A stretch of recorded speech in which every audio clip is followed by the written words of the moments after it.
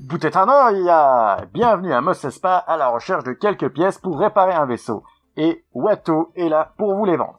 Donc aujourd'hui, comme vous l'aurez compris, c'est l'unboxing, ma foi, du Pop Star Wars 298 Watto, qui est donc une Funko 2019 Galactic Convention exclusive, vendue en pré-release par UMP. Les exclusivités Funko de convention qu'un vendeur peut revendre comme ça en pré-vente. Les exclusivités Funko, quoi. Du coup, EMP propose très régulièrement de vendre justement des exclusivités et les vendre à des prix très très intéressants. Du coup, Watto me faisait de l'œil et ma compagne me l'a offert, donc le voici, le voilà. Au niveau du boitage, on retrouve donc les deux stickers sur la partie vitrée qui permettent de vous notifier que c'est une pop particulière. Alors, une petite différence, à l'arrière, vous n'avez pas de listing, c'est marqué en gros Star Wars Célébration 2019. Donc pour une fois, la boîte se détache un tout petit peu des autres, et c'est pas mal. Bon, ça vous refait pas le monde, l'aboîtage, et on va regarder donc la figurine de pop de Watto.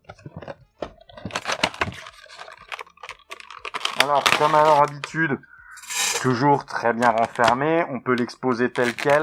C'est vrai qu'il n'est pas beaucoup ouvert, on le voit très bien dans sa boîte, mais je trouve qu'à l'extérieur, il est bien mieux.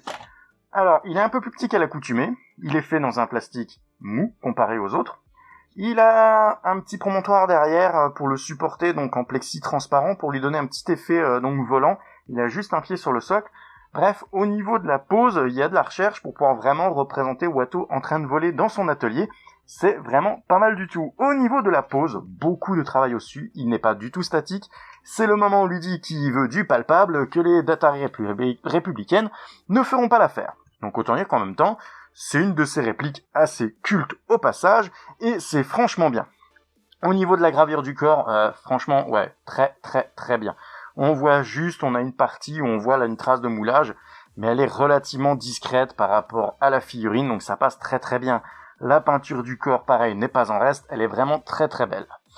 Le visage. Alors là, je dirais presque, on n'a pas l'impression d'avoir affaire à un pop.